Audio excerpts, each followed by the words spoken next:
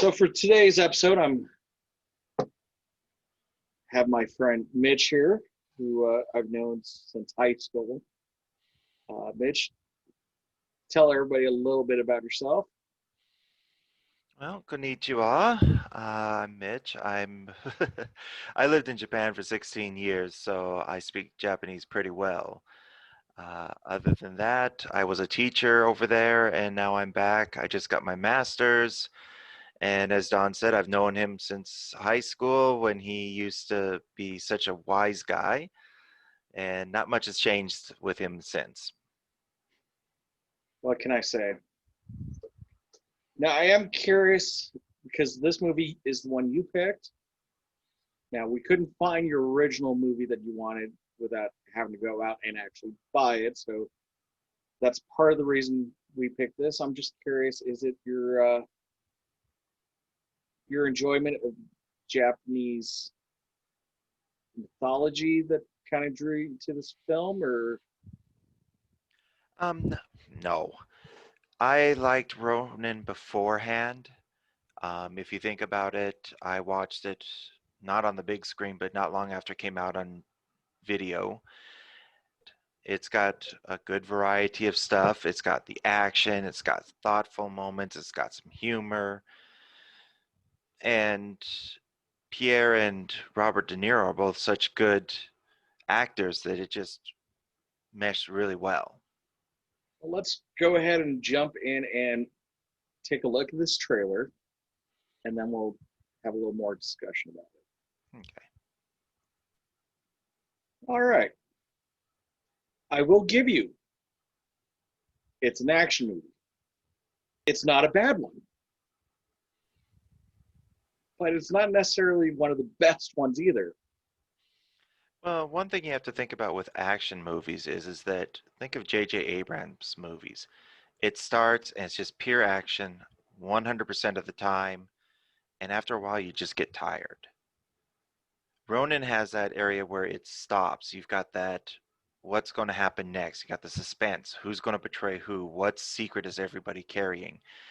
And that sort of ups the game a bit for me and draws me into the world. Okay. I could see that. I saw this probably the spring of '99, shortly after it got out on VHS, DVD, whatever. And I remember watching it. I was like, eh, it it never really grabbed onto me like, oh, this is a fantastic movie. I got to add it to my collection. I rewatched it yesterday. And the one thing I did find was Roger Ebert's review, and I'll share it at the very end of this. For me, the one thing I did notice is it was almost like an Alfred Hitchcock uh, technique, the McGruff, as he used to call it. We got to go get the suitcase. What's in the suitcase? It doesn't matter what's in the suitcase. Everybody wants the suitcase, but it's not that important. It's just an object to draw our attention, but for all that we know, it's grandma's secret chicken noodle soup recipe being held in this suitcase. I It's don't know if Irish have chicken noodle soup. I know Russians would like it. I mean, it's cold up there, but okay, so grandma's secret Irish stew recipe. So, then we'll see. But if you're looking at something, it's got a lot of depth to it, and you don't really see it. What do you know? What is a Ronin? Or as the Japanese would call it, a Ronin. my understanding, especially after watching the introduction, he is a samurai who has now lost his lord, and he is roaming masterless, working either as a hired sword until he can either become a new samurai for a new lord, or he can avenge the death of his previous lord. Okay. So the literal translation for Ronin is wave man. And you're right, they are masterless. A lot of them are also honorless. The story of the 47 Ronin, they say they're masterless, their lord has died, and they start pretending to be somebody else. In order to fool them, they have to become somebody that they really have to go down into it. Part of the story of this is the leader of the Ronin. He went into womanizing and drinking, and somebody actually came up and confronted him saying, you know something, you're plotting something. I know it. And they grabbed his sword and they pulled it out, and it was rusted. Now, if you know anything about katanas and wakizashis, they carry the soul of the samurai. And not just the soul of that samurai, but the entire family. By having it go rusted, not only did he damage the sword, but he basically said his entire family's soul is tainted. Now think of De Niro's character and how deep he's going, how much he's going in to try to catch Seamus. You can see the connection they were trying to make with the De Niro character, Sam, as leaderless or without a master. He's sold his honor. He's sold who he is. He's now just this hired gun that has no honor, has no purpose in life besides going from job to job. Well, we're going to jump right to a spoiler at this point. It's revealed by Sam that he never got out. He was still part of, we assume it's the CIA. It's never actually clarified what agency he's working for, but he reveals at the end, we saw the actual scene there with him telling the female character, Deidre, to go, get out of here. The next line out of his mouth, can't you see I never left? Yeah. So I can see where... They never left their master. So I can see it's such a... I don't know. From an American perspective, it was a thin connection between the Ronin of feudal Japan and De Niro's character. Even Japanese wouldn't know some of the full story of the 47 Ronin. Ronin nowadays in Japanese talk is basically a person who is what you call a frita also, and they just work temporary jobs. They've completely lost the context of the samurai section to it. But even today, most Japanese do live by lifetime contracts with corporations. So with me, we've established that I like depth, and this brought some depth to it, but it's still an action movie. Let's talk about the action. Okay. So one of the fun things about Ronin is the chases. And you have to admit, the chases are very eventful, and they're all different. Oh. You have a car chase through the mountains. You have another one in the city. You also have the foot chase. No, the chases were absolutely amazing. I think part of the fact that he refused to use CGI, which 1998 CGI Probably wasn't a smart thing to do. Yeah, so all the stunts are practical. I did find that 300 stuntmen and 80 cars were wrecked. Yes. That's and a they pretty used impressive. Formula One drivers to actually help perform some of the stunt driving. A lot of the times you see the actor in, the left side car driving, And what you fail to see is there's a stunt driver in a right-hand car actually driving, and it's just the actor, playing with the steering wheel. It really makes a lot of sense when you see Deidre's face, because she's so mortified as she's losing control. And if she's in that car, then I can understand. Yeah. Now, I do have to admit, there were a couple scenes in there, especially in the Nice scene at the end as they're trying to drive through downtown Nice, that were a little like almost reminded me of Dukes of Hazzard. I'm thinking of the Dart truck scene. All of a sudden, you see it tip over onto two wheels, and it seems a little slower than the rest of the action, but we'll get to that. But before we really get to all the chases, because those were more in the middle and end of the film, I will say I do like Sam's character, the Robert De Niro character. We start the film with him casing this little corner bar. And your assumption as an audience member is, okay, he's watching everybody going in. He's not only checking out the front, he sneaks around to the back, hides a pistol, sneaks back around to the front, joins the rest of the party, if you will, and makes an excuse to go to the bathroom so he can go back, unlock the back door. Mm-hmm. He's playing it smart. I mean, it's not Jason Bourne level or anything, but you definitely get the feeling that he knows exactly what he's doing. He's cautious. He's got a wit to keep him going. And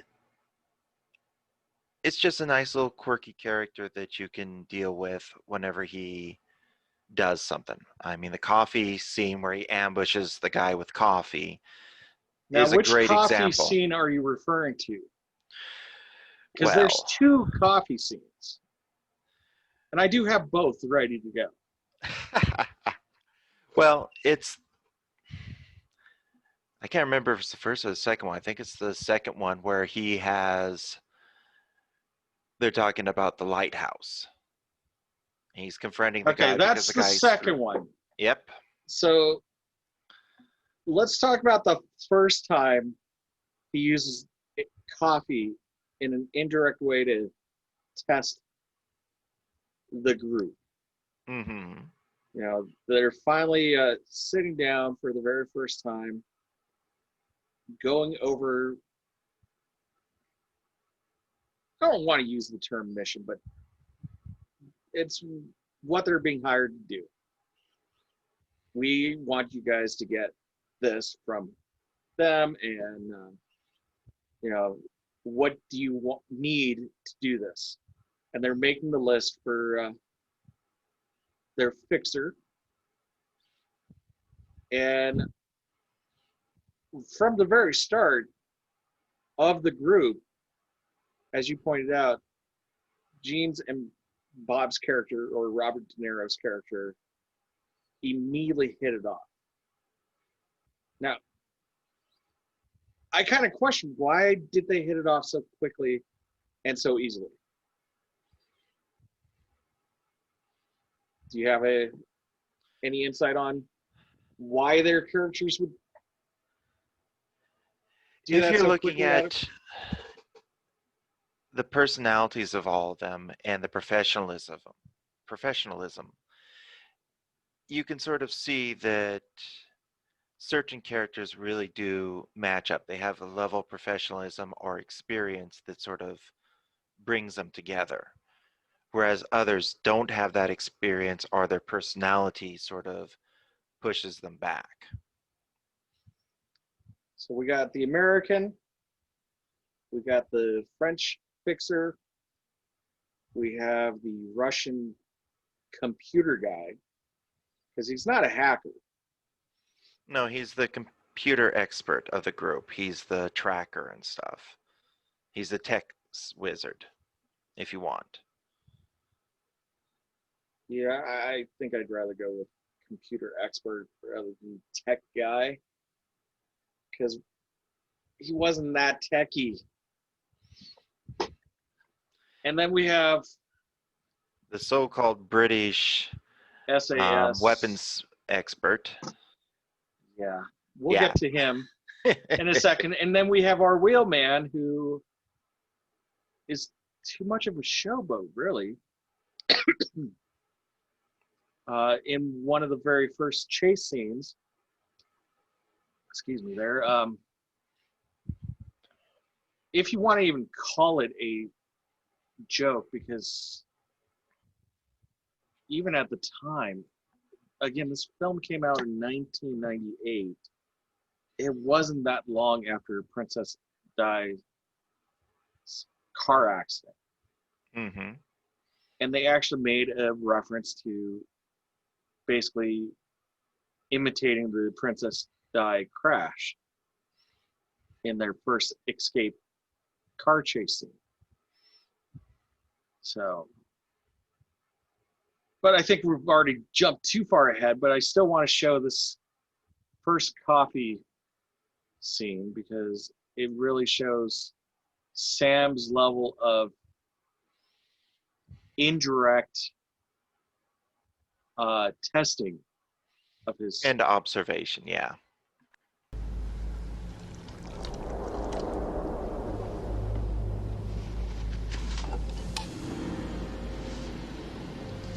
Good reflexes. Oh, yeah. They die hard.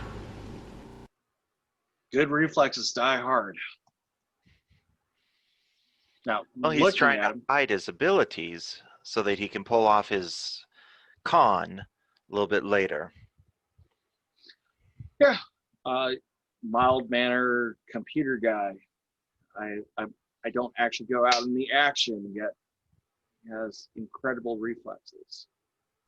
The first part of the mission. Sure. Okay. Just so. Yeah, everybody has a limit. Impossible. How'd they finally get to you? They gave me a grasshopper. What's a grasshopper?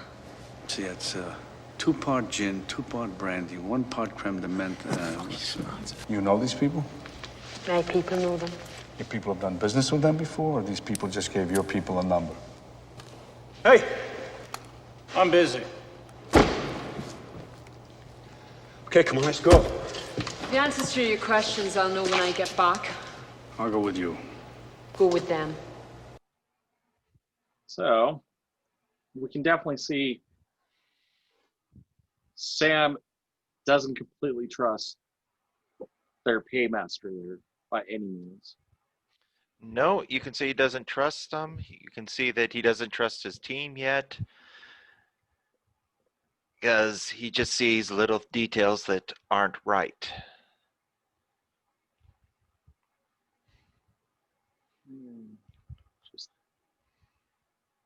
So I don't have the clip of the first action scene, but we can pretty much talk about it. Sam has reservations immediately. Like, He senses a trap and he sees it coming because they're being lulled into a kill zone. And when they decide, under the guidance of our British friend, to go in there, he spots the sniper. he senses there's a trap. It's thanks to the boat that he actually spots the sniper. Just about any person who's actually watched action movies in the past can smell the trap coming. Yeah. Wasn't that well disguised? You're trying to get him to go down this dark tunnel away And- from the street. And I think that's what really establishes Sam as a leader, is everybody else is new to this. He's the one that actually knows it. The British guy who tries to profess himself as the professional walks right into a trap. Let's do this. Let's do this right. Yeah, and he's the only one at this gunfight with a submachine gun, and quite honestly, can't hit anything. That's I think he always only funny. took out the headlights. I think he hit the radiator too, but who's counting at that point? Everybody else was dead. Pretty much at that point of spray and pray, and he hit the one headlight and just continued across the bumper. Yeah. Now, I will say, since our British friend is played by the great Sean Bean, shocking. This is a Sean Bean movie where he doesn't die. No, it's a fate worse than that. All right, let's take a look at what happens here. If it's going to be amateur night, I want $100,000. I want it up front. I want it in a bank account. I want another $100,000 when you get the case. Okay. We've got shooters here. Shooters here. Oh, draw it again. Draw it again. Two shooters. Car comes through here. Shooters across from each other, kill each other dead. Oh my, where'd you learn that? Huh? What's the color of the boathouse at Hereford? I don't like your What's attitude. the color of the boathouse? Got the gun, I'm unarmed. Do something. Go ahead, do something. Do something. Do something.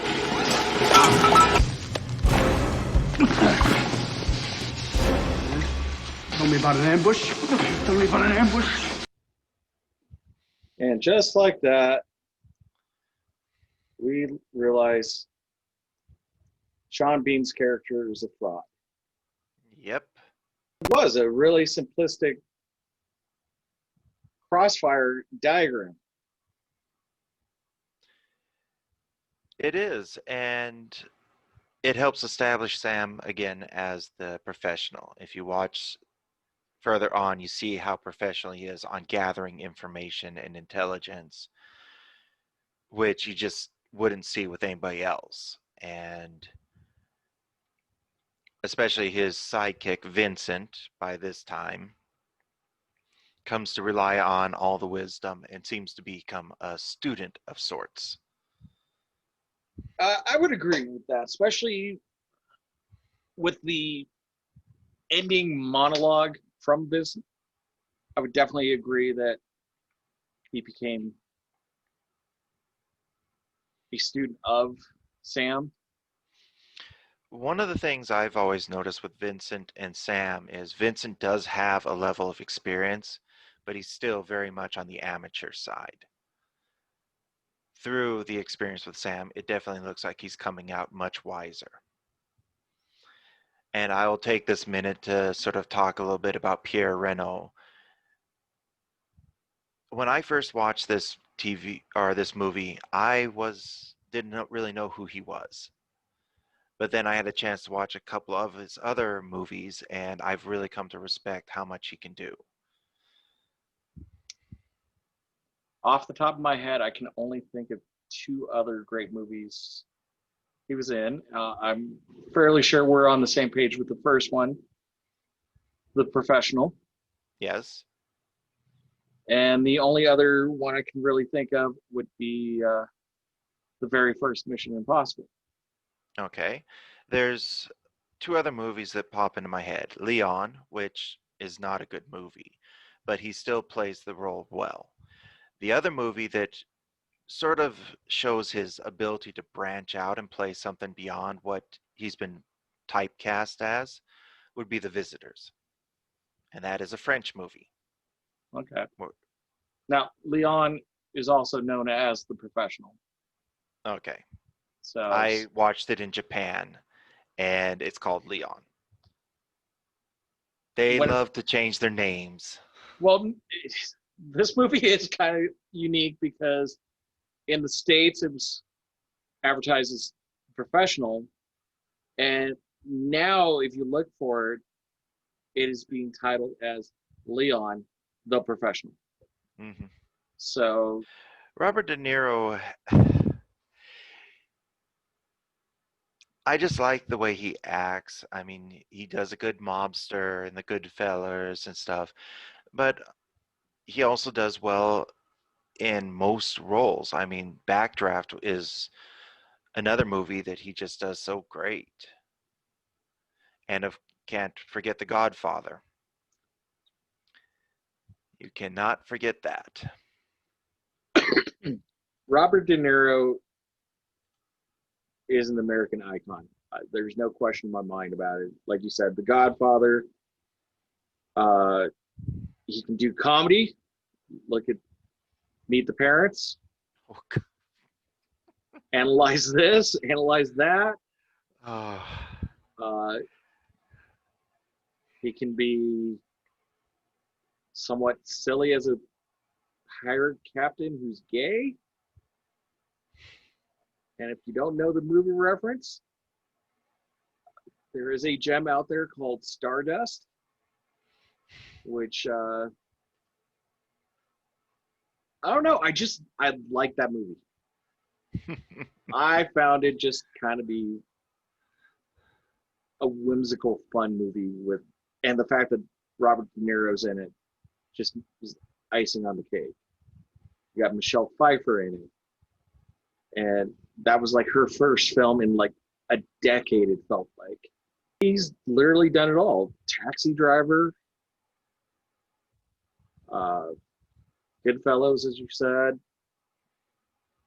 So I loved his character in Backdraft myself.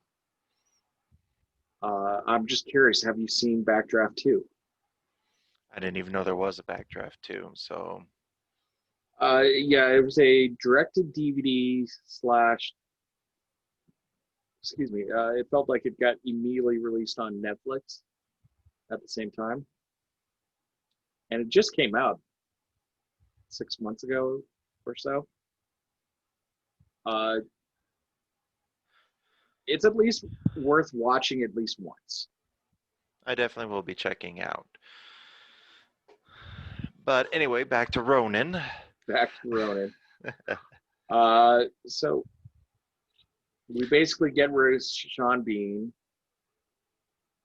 They finally track down the case. Yep, I guess I'll just say Sean Bean, like I said, has the worst case worse than being killed. He ends up throwing up in the back of a car, and then he gets fired. Okay, yeah, let's talk about that for a second. They barely escape the police. And do you remember what Sean's line was? It's kind of thrown in as a joke. And there are a couple lines thrown in meant to be humorous, but really, I don't know, I didn't find it all that funny. Do you remember what his line was? Not off the top of my head, no. Had a little bit of raspberry jam back there. Ah, yes. I never thought that was humorous. It sounded more like a person who just had a huge adrenaline high and suddenly comes off of it, and I think that's why he puked. Yes, which also proved that he was an amateur. Yeah. Because all of a sudden, everybody else is calm, collective. You know, the one thing I will say about this movie is I love the fact that it was filmed on location. So you do have those.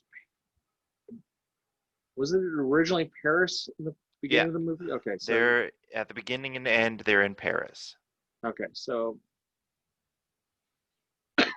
for the American audience, at least, you're seeing streets like you've never seen before. You got parking on the left and the right down this one-way road, and it's tight. It's cobblestone. Yeah, the locations that they choose are just amazing. The house where they go to deal with Sam's wound, I mean, the drive up there, that looks just beautiful. Yeah, scenery in this movie as a character on itself is one of the strengths of this movie. So, yeah, the action in these car chase scenes is really fun to watch. It is. It's something that you just sit back and just enjoy.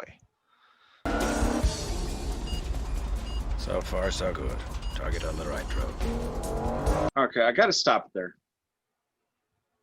I got to point out, this is 1998. GPS is just getting started. It's not widely available.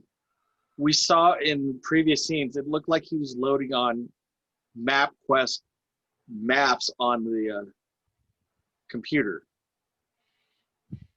I do realize I'm dating myself by saying MapQuest, because a lot of younger people right now are like, what is MapQuest? But how is he tracking? This is the time of the Nokia mini brick. As far as I know, there's probably some sort of satellite uplink. Okay, because they kept kind of referring to that they're tracking Suitcase Guy, because we don't really even get a name on the guy. His cell phone, because he was supposed to make a phone call or receive a phone call. So I'm guessing they're triangulating the cell phone signal. That's probably more than likely true. If anybody knows the answer, write in the comments below. Sam, escort car. 4/10 of a click in front of you. Got it.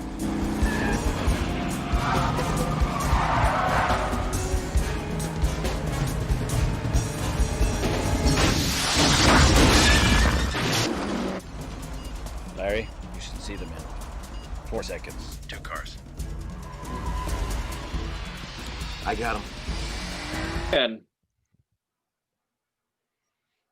how do you get 2 cars with that blinking white X? They might have put trackers on the cars, who knows?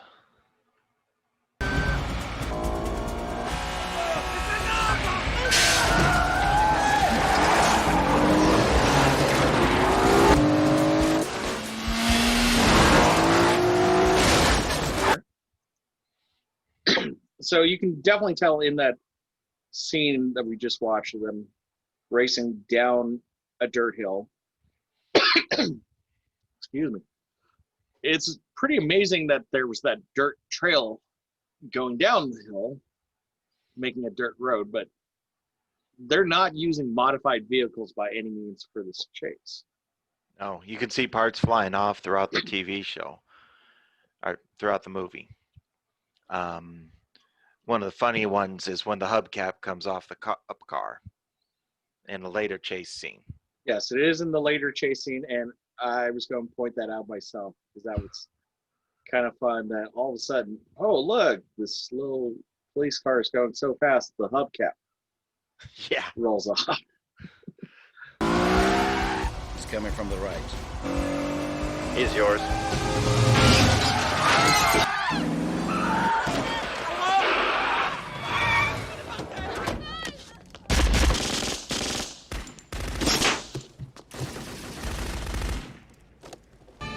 I'm hit! Take the keys! The other end! Up the other end! Get out here! I'll see you at the safe house! Hey! Get rid of the keys! Get rid of the...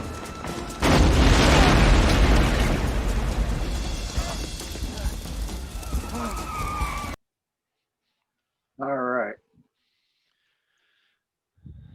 So a fun little shootout there. I will give a little interesting fact for Americans. In France, there's 2 different police forces. The National Police, which controls Paris, or patrols Paris, and then the Gendarmerie, which is actually the military, and it polices the rural part of France. So what you And see thank there you is for actually that, the because military arriving. You just reminded me of the 3rd movie I recall seeing our friend in, and that would be the Da Vinci Code. Ah, yes. So, Well, while I was watching that, I have a friend who actually was part of the Gendarmerie, and he was a police officer up in northern France, so I should have asked him what he thought of their portrayal. see. Yeah, I have to admit, from this point on, I just have one more real clip because the long chase scene was just a little too much. But you've already given all the facts about it, that there was almost 300 stunt people being hired for that thing. But I do have one more scene that really shows how much of a tough guy Sam is, and that's Sam's surgery. So, yes. so just so we're kind of filling details, they realize Sergei has tricked him, betrayed him, however you want to put it. And Sam ends up having to contact a agent or agency contact to help triangulate Sergei's phone, and they find out where he is, and it leads them to the Roman gladiator Colosseum. Yes. Yeah. And there's a lot of dialogue that goes back and forth because Sergei, the first contact Sergei gets with, tries to betray him. And I wish I had an image of that monstrous pistol that he used. That thing was, okay, I don't even know what kind of pistol that really was. It looked like some kind of 1911 heavily modified with a silencer, some kind of laser scope on it.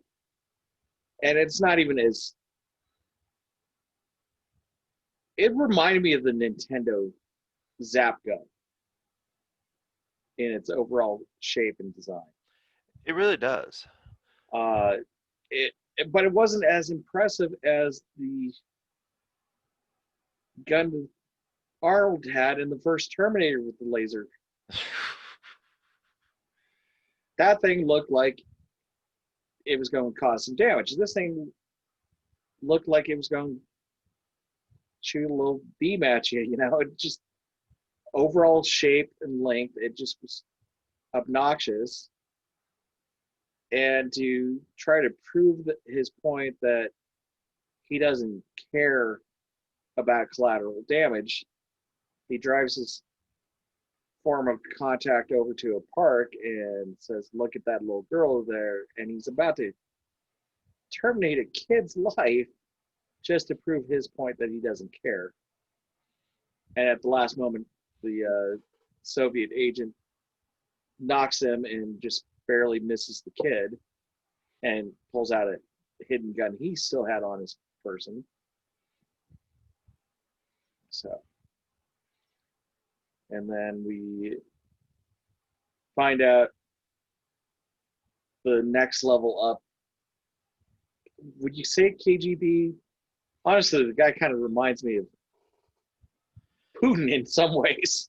It does remind you a little bit of Putin, but I don't know what their role is. They might be KGB, but you have his minion, the KGB guys' minions coming out. See, this is part where, like, who is he? Okay, he's some kind of Russian oligarch, maybe. This movie has some depth, and then there's areas where it's like, oh, he's the Russian kingpin that really wants this case, that nobody knows what's in the case, but he wants it. And what exactly is his relationship with the ice skater? Is that his daughter, his girlfriend? No, it seems to be a romantic or mentorish role. Again, not clear. But if they try to clear it up, how much longer would the movie become? And that is one thing about Ronin is it is long. There's things I like about the movie, and then there's stuff that's like, Well, it's already a 2-hour movie. I don't think they want to add another 30 minutes to explain who he is. did we really need the first? I don't know. How long did it take us to get rid of Sean Bean's character? True, but then you wouldn't have known how professional Sam was compared to some of the other people, and why is he the leader? Exactly. I think There's that beginning there's area is valid. It makes the movie interesting, whereas who this Russian guy is not as important. He's a big wig, and that's all we need to know. okay. And what about Seamus's character? Seamus's character is a failure. Oh, Seamus, sorry. Seamus's character, you can already assume it's Irish. It's going to be Northern Ireland. It's about the Troubles. And even the ending where they talk about We'll get to the ending part, but just establishing Seamus at the same time that we establish whoever this Russian guy is. Sergei, I think. Okay. Serge, played by Bernard Bloch. That first contact at the ambush, the heavier set boss, his name, according to IMDb, the boss. There are characters here that just, they're not even important enough to give a fake name to. They're just the Clown Ice Skater 1, and then there's Clown Ice Skater 2, Man with Newspaper. Well, I know Man with Newspaper is actually the CIA contact that they're referring to. Mm-hmm. But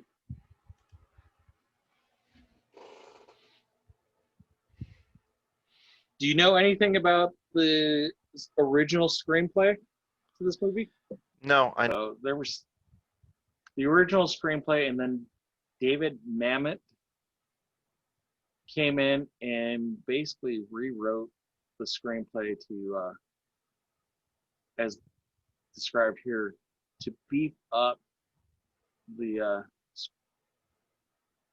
dialogue, to clear up and establish the character Sam a little better. And according to the director, John Frankenheimer, the way he described it as story by the original guy, screenplay by David. And David doesn't even get full credit for this thing. It's credited under his pseudonym because after the fiasco of Wag the Dog, he said he would never take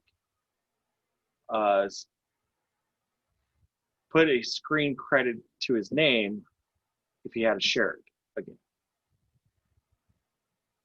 And ironically, I believe that's another Robert De Niro film with him in it. So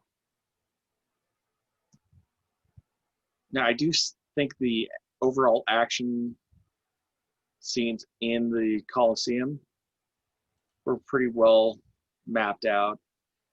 It was a good foot chase, improvising with the people around them to really add to the suspense of the chase. And we find out that one of the Russian thugs knows Vincent from Vienna somehow. But that's all we ever find out. And it's thanks to a quick distraction, Robert De Niro's character coming down the stairs, that Vincent's able to deflect Serge's henchman I don't even remember if he even had a real name or not. Mickey. Mickey. And Robert De Niro gets a ricochet into the gut. Well, off to the side. And They got to get that bullet out somehow. yes, but that's also when we find that Seamus has intercepted and ends up getting Sergei, and they're taking Sergei away to retrieve the package that he's now intercepted from him at the cafe. So let's jump to that scene because it just shows how tough Sam really is. Take that scalpel.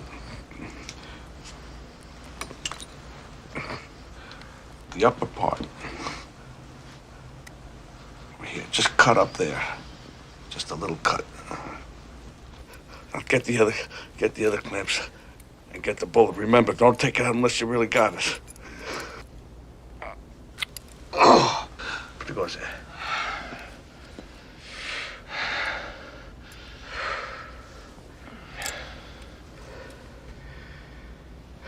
You think you could stitch me up on your own? If you don't mind, I'm gonna pass out.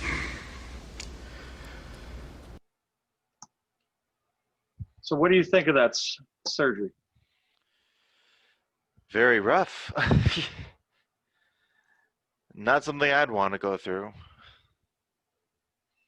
Yeah, I would totally agree.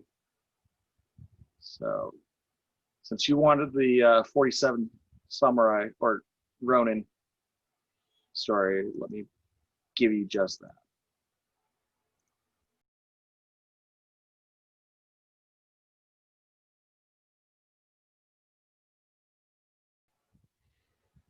Is that all you wanted to see from that scene?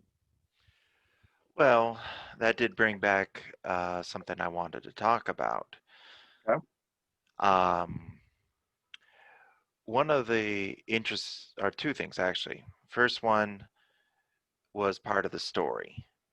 So the samurai lord who they're trying to kill hid in an outbuilding.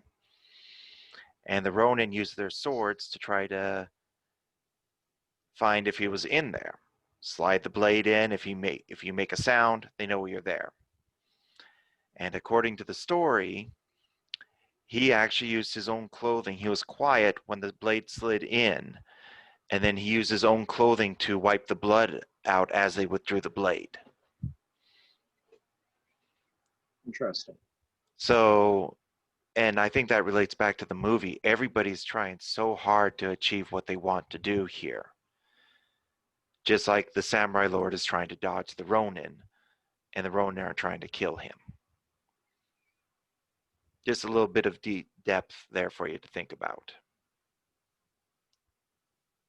So are you saying the Seamus character is the betraying lord? He is. That is who Sam is after. The IRA member who has eluded Sam for so long and now needs to be dealt with. Even Deidre mentions it that Seamus can't be active in this because he is so wanted. Okay. I guess, again, they didn't really establish a backstory. Sam refers to he's has to do this because of a guy in a wheelchair. Well, no, that's the fixer who sets everybody up to work together.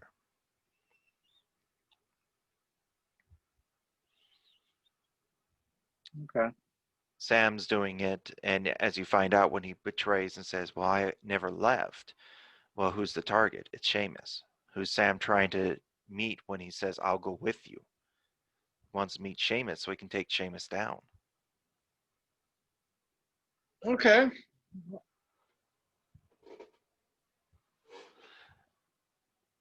You might be right.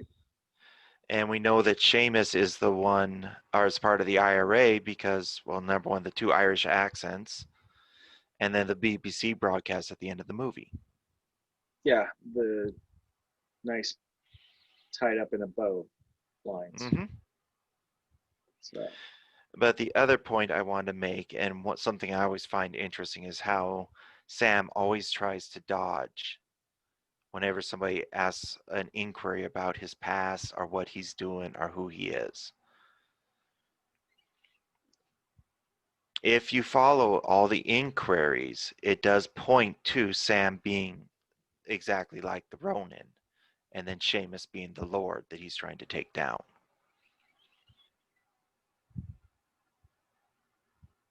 maybe. You need to watch it again now. No, I really don't.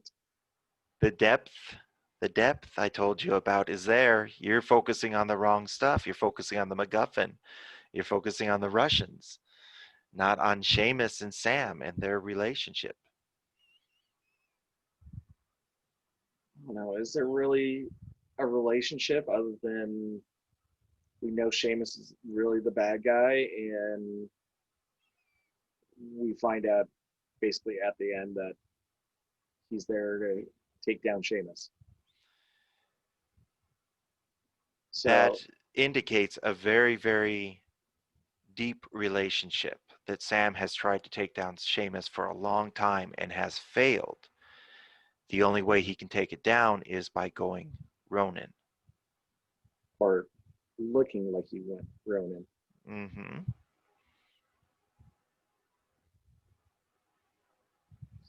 This movie full credit with its chase scenes. They're some of the most compelling chase scenes. Virtually every critic that I found, that is the one thing they do give this movie is its intense car scenes. The chase scenes are well planned out. They look really amazing on film. Well, as I said, the chase scenes are what I remembered when I decided to watch it again in 2006. But, like I said, the detail that they go into with this Ronin story and who Sam is, and that interaction between Vincent and Sam brought me back in and made it one of my favorite movies. For entertainment purposes, this is great. Would I rank it in my top 25? No. For entertainment purposes, this is right up there with The Big Lebowski. What do you think? Is Sam actually falling in love with Deidre? I think there's a spark between them. But again, going back to he's still CIA. And his loyalty to the CIA is going to take precedence. Which, going to the ending and how he and Vincent part and stuff, it feels right. That he's longing for her to come walking through the door? I think a part of him is.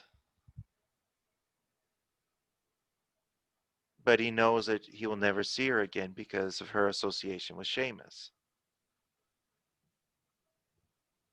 In a sense, she is now the Ronin. I want to read you exactly what Ebert said. Okay. Here with a fine cast, he does what is essentially, and again he's referring to the director, entertainment exercise. The movie is not really about anything. If it were, it might have really amounted to something, since it comes pretty close anyways. The screenplay credits conceals the presence of hired hand David Mamet, who reportedly wrote most of the final draft and who gives the dialogue a deadpan professional sound. For a little bit more, maybe he could have thrown in a plot. But again, I think the plot is Sam and Seamus and their relationship. Sam going Ronin are going Rogue to bring try to get. Seamus down. And I can see your point of view. But if you, I don't know. This is one final point about Japanese society. It's always indirect. The Japanese will beat around the bush. They will never talk to you directly. It's like you want to order something. They won't tell you no. Okay, I want to order this and I want a red ribbon attached to it. They won't tell you no. They'll beat around the bush and give you an indirect way of saying, well, here's what I want. We can't do that for you. I want you to forget about it. They'll be polite, but they'll beat around the bush. And that's exactly how this movie feels. It's like it's beating around the bush. It's so indirectly trying to tie this overall movie to the 47 samurai or 47 Ronins that I don't know. Like I said, on an entertainment value, it's good. It's not great. It's not fantastic. It's good. You know, for a cheesy action popcorn movie, I don't know. Between trying to watch this and watch, I don't know, American Ninja, I'm a little more drawn to the action sequences and the overall story of American Ninja, which is by far a canon classic of the cheap, make it fast line of cinema. And this is MGM, which is a better, well-established movie studio. And it almost feels like a canon film in some ways. Well, and this is where we'll have to disagree. I find that there's a lot of depth to it and detail that makes it compelling to watch again and again. American Ninja, once is enough. Never again. I just used that because that was the first one that comes to my mind, because canon films. But even let's go into the new Star Wars movies. It's no, action-packed. no.